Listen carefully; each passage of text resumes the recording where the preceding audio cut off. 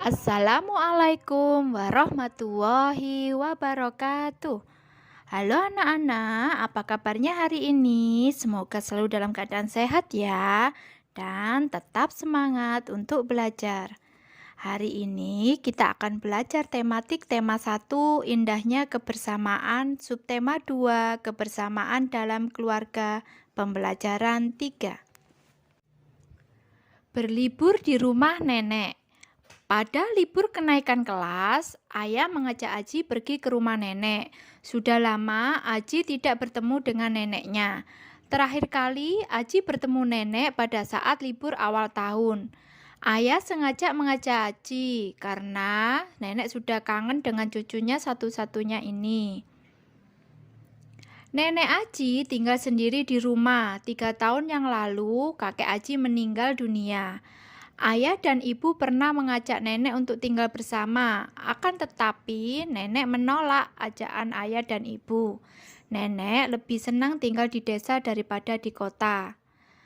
Aji selalu betah tinggal di rumah nenek. Setiap pagi, Aji diajak nenek pergi ke ladang. Ladang itu tidak terlalu jauh, jaraknya hanya 500 meter dari rumah nenek. Beberapa jenis tanaman ditanam di ladang itu. Ada jagung, tomat, dan cabai. Ada juga pohon jambu. Setiap kali pergi ke ladang, Aji selalu memetik jambu. Pohon jambu itu tidak terlalu tinggi. Aji bisa memanjat sendiri. Tentu saja Aji melakukannya dengan hati-hati. Sesekali Aji duduk di atas pohon jambu untuk menikmati pemandangan di sekeliling ladang. Aji ingin tinggal lebih lama di desa untuk menemani nenek. Akan tetapi, libur kenaikan kelas hampir usai. Ayah mengajak Aji pulang ke rumah. Sebelum pulang, Aji dan ayah berpamitan pada nenek. Ayah berjanji pada liburan selanjutnya akan kembali mengajak Aji untuk berlibur di rumah nenek. Dari cerita tersebut dapat kita ketahui terdapat unsur intrinsik di dalamnya. Unsur intrinsik meliputi tema, tokoh, latar, alur, dan amanat. Tema adalah pokok pikiran yang melandasi sebuah cerita. Tokoh adalah pelaku yang memerankan cerita. Latar adalah keterangan yang mengacu pada waktu, tempat, dan suasana dalam cerita. Alur adalah rangkaian peristiwa yang membangun cerita.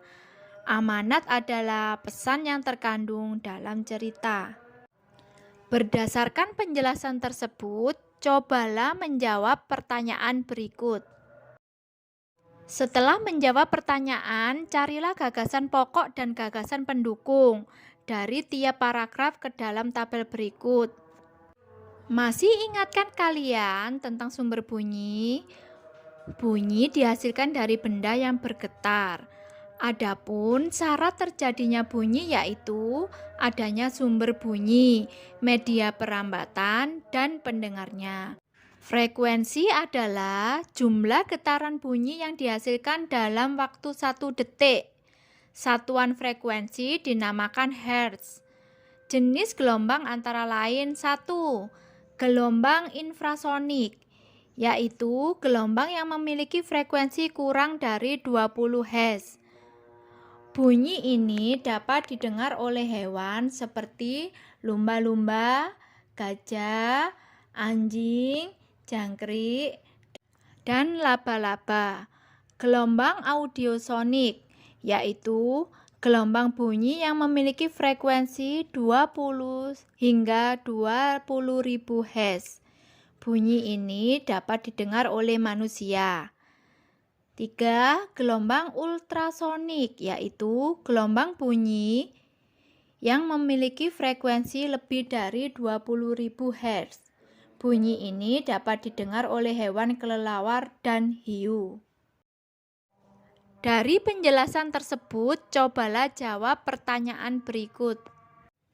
Selamat mengerjakan dan sampai jumpa di video selanjutnya.